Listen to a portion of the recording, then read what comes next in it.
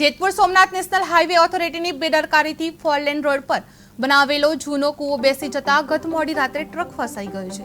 જો કે મોટી દુર્ઘટના ટળી ગઈ હતી। સ્થાનિક ખેડૂતે જણાવ્યું હતું કે કૂવો તેની જમીનમાં હતો અને નબળી કામગીરીને કારણે આ ઘટના બની હતી। જો દિવસ દરમિયાન આ ઘટના બની હોત તો ગંભીર જાનહાનિ થવાની શક્યતા હતી।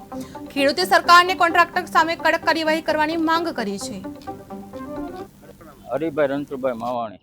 બાપા કઈ રીતની ઘટના બની? કઈ રીતની ઘટના બની અમે તો અહીંયા હાજર ન હોય। હવે આ ભૂવો પડ્યો છે ને અંધારામાં આવતા હોય છે ઠોકી દીધી। આ કૂવો તમારો હતો કે અમારો જ હતો, કેટલા ફૂટ ઊંડો હતો? 80 ફૂટ। અને આમાં કદાચ જો વધારે પડ્યો તો શું થાત? તો દુર્ઘટના થાત મોટી।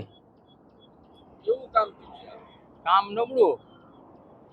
બાપા કયા ગામની બાજુનો આ પુલ છે? ફરકવાળા। ફરકવાડા। કાંતિભાઈ હીરાભાઈ માવાણી। અમારી જમીનની આ માલિકીમાં આ રોડ બન્યો છે।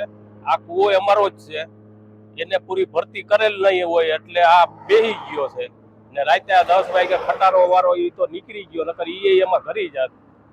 એટલે આ રોડ વાળાને ધ્યાન આપવું પડે આમાં બધું। દિવસના બન્યું તો શું થાય? દિવસના બન્યું હોય તો દુર્ઘટના વધી જાય ને। આમાં તો સાધન વધારે હોય, રાતના તો ઓછા જ હોય ને।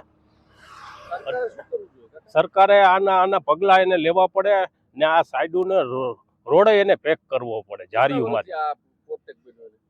પોટેક બન્યો આપણે આ કોરોનામાંથી કામ ચાલુ થયું, પાસે 6 મહિના બંધ રહ્યું હતું।